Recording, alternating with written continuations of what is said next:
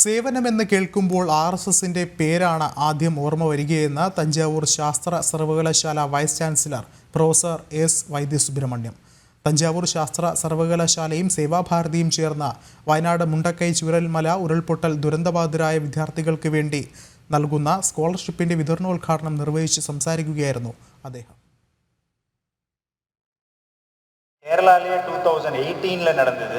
அவங்கயும் நாங்கள் அப்போ சேவா பாரதியோட இணைஞ்சு பண்ணோம். ஆந்திராவில் நிறைய ஃப்ளட்ஸு.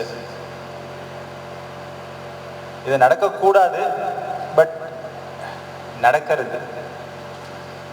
அப்போ ஒரு யூனிவர்சிட்டியாக இருக்கிற நாங்கள் எங்கள்கிட்ட படிக்கிற ஸ்டூடெண்ட்ஸுக்கு ஒரு சமூக சேவை பண்ணணும், அது எப்படி பண்ணணும் அப்படிங்கிறதுக்கு இது லேபில் ஒரு கோர்ஸாக வச்சு சொல்லிக் கொடுக்க முடியாது.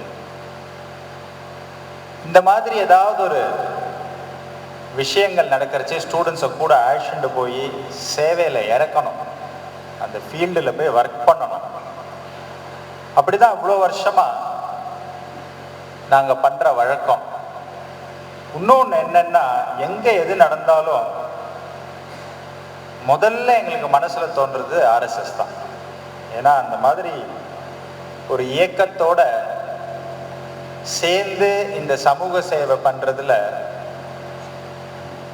நம்ம பண்ணுற சேவை பூர்ணமாக யாருக்கு போய் சேரணுமோ அவங்களுக்கு அவசியம் போய் சேர்ந்துடும்.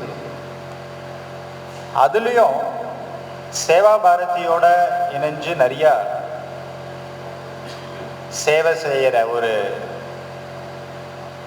பாக்கியம் கிடைச்சிருக்கு யூனிவர்சிட்டிக்கு.